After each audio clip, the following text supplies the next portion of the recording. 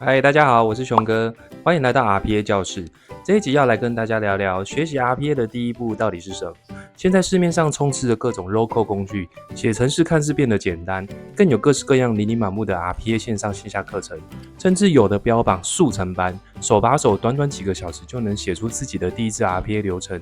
但花钱学了，真的就能过着幸福快乐的生活吗？别闹了，路还很长呢。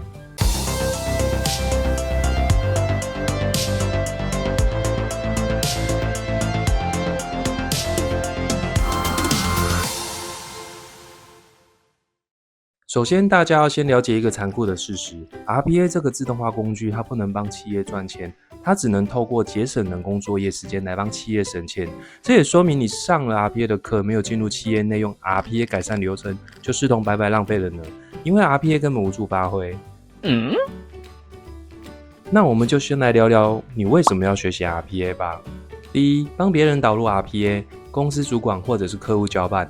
第二，帮自己开发 RPA， 想要提升自己的工作效率。第三，帮别人开发 RPA， 想要转职 RPA 工程师。上述这三种目的的差别，就是在于你要熟悉 RPA 到什么程度。我需要具备开发能力吗？我要懂设计吗？要学会流程梳理吗？还是只要懂得怎么用就好了呢？毕竟再怎么亲民的低代码工具，也是需要学习成本的。想要把 RPA 整个摸熟摸透，也不是那么容易。因为你只能挑选一个符合自己所处的情境来进行学习。OK， 我们就来定义这些情境，并且帮大家点出第一步该学习的重点吧。第一种，主管或者是雇主交代，大部分有这种目的的人都会是专案管理者或者承包专案的业主。本身不擅长写程式，也没有时间做开发，但是因主管或客户要求，需要帮忙导入 RPA 流程自动化。这个时候需要学习的是顾问级的推广技能，要能够介绍 RPA 特性、RPA 带来的效益、导入方法论、成本计算、维运模式等等。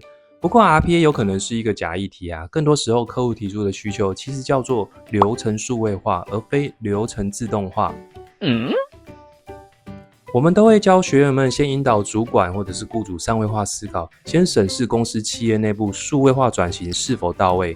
如果没有数位化先行， RPA 流程自动化都只是空谈。也因此我们在学习上就不建议只锁定 RPA 课程哦，而是规划企业整体的数位化升级。要优先研究的主题反而是类似无纸化、电子表单、企业管理系统等议题。先前有说过了，流程如果本身没有先被梳理过，强硬地导入 RPA， 这将会是灾难的开始。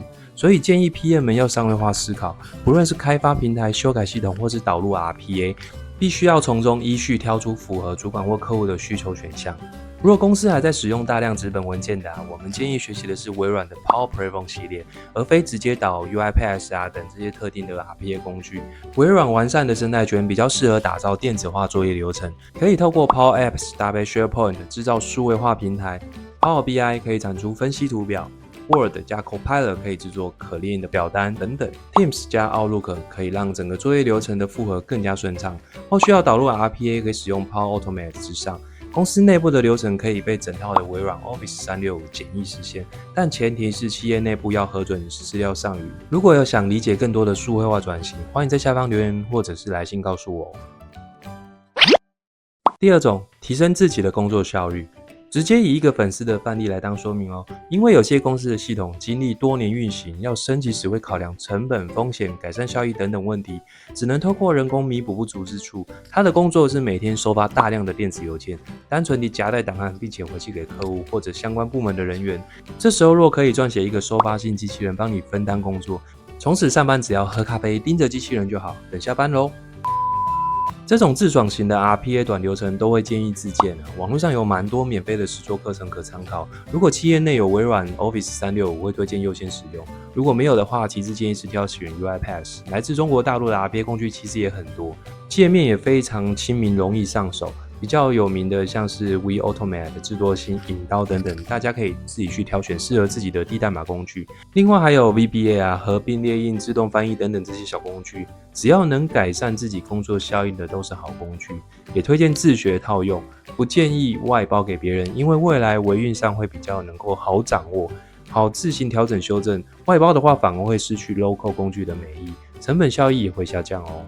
第三种，想要转职 RPA 工程师，这也是这一集的重点了。试想着你现在是一个 RPA 工程师，有上百个流程搭配100台 RPA 电脑需要你来维护。在上完市面上那些号称手把手的 RPA 工作课程后，你有把握能够承接上千笔的作业而不被压垮吗？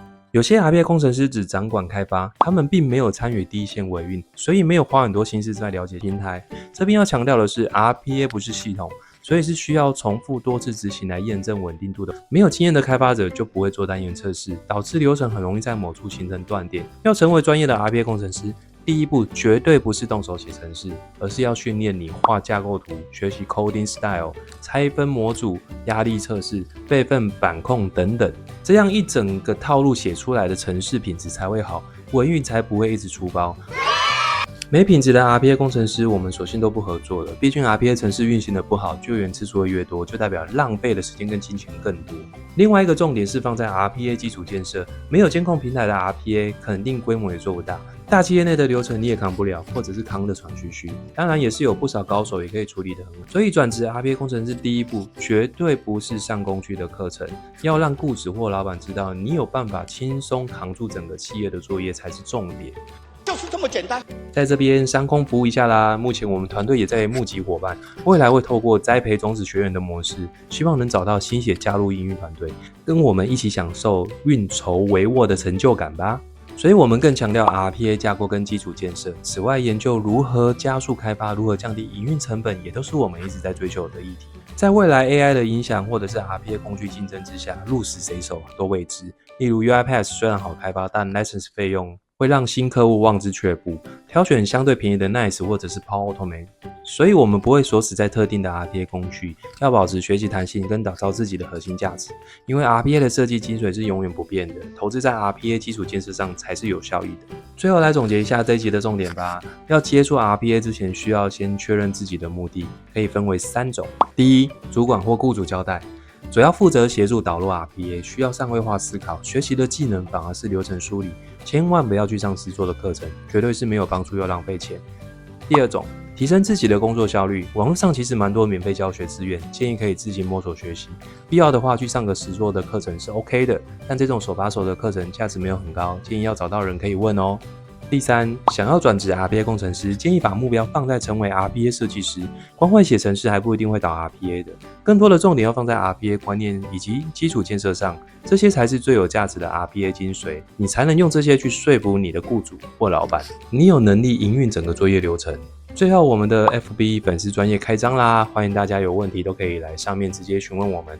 接下来我们也会刊登我们的培训计划在上面，期待能够邀约热血的你，未来有机会成为我们的合作伙伴。特别是可以在台北、台中工作的粉丝们，欢迎留言让我知道哦。